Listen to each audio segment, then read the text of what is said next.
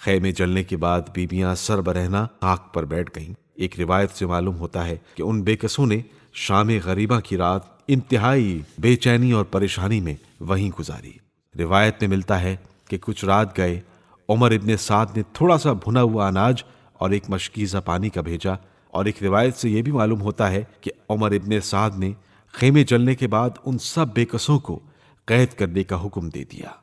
اور برہنہ پشت اونٹوں پر سوار کر کے کوفے کی طرف کوچ کرنے کی تیاری کی۔ بیماری کربلا کو بھی طوق و زنجیر میں جکڑ کر ایک اونٹ پر بٹھا لیا اور آپ علیہ السلام کے دونوں پیر اونٹ کے پیٹ پر باندھ دیے گئے۔ ایسا ظلم کہیں دنیا میں بیماروں کے ساتھ ہوا ہے؟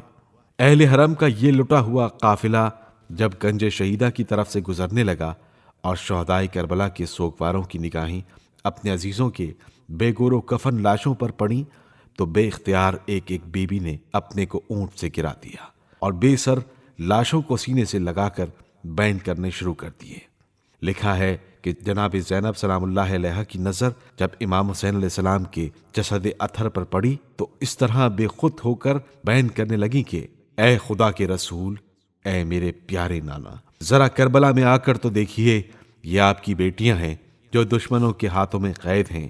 یہ آپ کی اولاد ہے جو سر کٹائے خاک پر پڑی ہے، کوئی ایسا نہیں کہ ان غریب الوطنوں کی لاشوں کو دفن کر دے، یہ آپ کا پیارا حسین ہے جس کا سر ظالموں نے تن سے جدا کر دیا ہے، لباس تک بدن سے اتار لیا ہے۔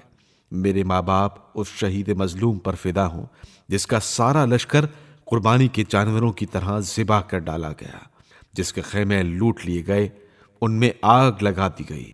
میری جان اس بے کس مسافر پر فدا ہو جس کے واپس آنے کی کوئی امید نہیں۔ میرے ماں باپ اس مقتول پر فدا ہوں جس کے زخموں کا کوئی علاج نہیں، جس کو ظالموں نے سر سے پیر تک خون میں نہلا دیا، جو بھوکا پیاسا ہی اس دنیا سے رخصت ہوا۔ میری جان اس پر فدا ہو جس پر فدا ہونے کے لیے میری جان پیدا کی گئی ہے۔ میرے ماں باپ اس پر فدا ہوں جو ہمیشہ رنج و غم میں اپنی زندگی بسر کرتا رہا، جس کا نانا محمد مصطفیٰ، باپ علی مرتضیٰ اور ماں فاطمہ زہرا ہیں۔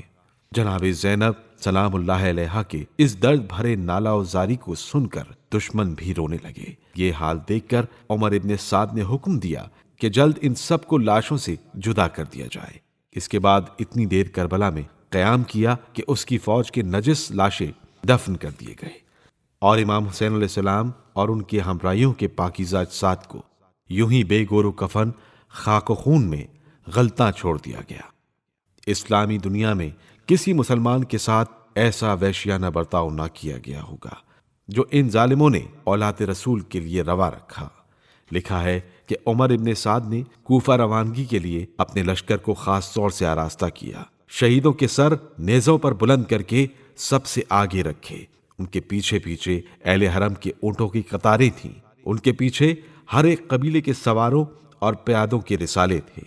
خوشی کے باجے بجاتے جاتے تھے اور تکبیر کے نعرے بلند کر رہے تھے۔